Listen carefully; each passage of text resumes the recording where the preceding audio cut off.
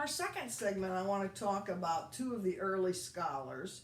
And the first one of those is Edwards, whose work is identified as one of the top-down works. Published in 1980, Edwards says that he wants to try to identify instances that lead to slippage. And for him, slippage is any instance where there's an error in the implementation of the bill or a situation where the agency is going beyond what the bill said to implement the program. Communication, he says, must be clear. It has to be consistent, cannot have contradictions, and the agency has to have the ability to actually carry it out. So they have to understand it. It has to cover all the gaps, and it has to be something that the agency actually has the authority and expertise to carry out. The agency has to have the resources, money, time, staff, expertise. The agency, you want it to have a positive disposition, be supportive of the program. And finally, he's interested in the structure of the agency. Again, does it have the authority to actually be able to do the things it's being asked to do?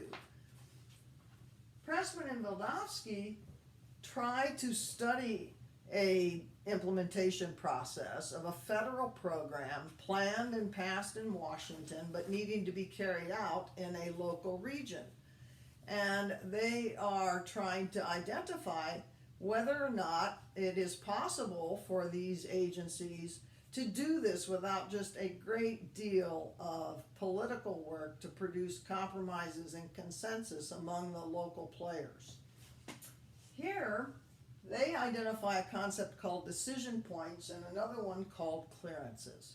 So at every instance in the implementation of the bill where they have to get people to do something or agree to something, that is identified as a decision point. Within each decision point, you may have multiple clearances because multiple people have to sign off in order for that decision point to be reached. In this particular program, in implementing the policy for economic development, trying to hire chronically unemployed in the Oakland area, there were 30 decision points, but that there were multiple clearances within each of those decision points, so it added up to a total of 70 clearances minimum that were necessary.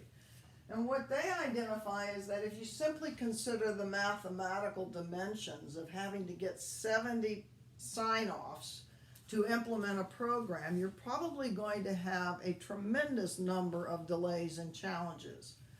In this instance, only a small grant project that was awarded for a car wash produced a significant number of jobs for chronically unemployed in any kind of reasonable amount of time.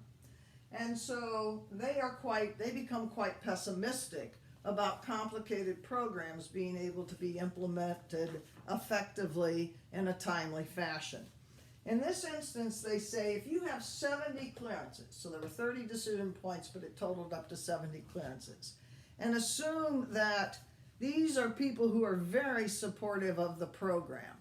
They say that if you were going to have a 99% chance of every one of those 70 people signing off at each of those clearances, that there would still only be less than 50-50 chance of that program being implemented.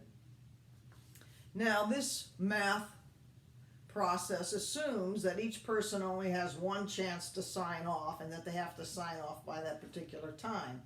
Because in the end they say, well, if a 99% support of the program only yields success, in this case 48.9% chance of success, then how do any programs get implemented? Well, most all of them take much longer than they thought. And you have to cajole with people. You have to continue to put pressure on them to do the clearance so that you ultimately can get the program implemented. And in some cases, you have to modify the program.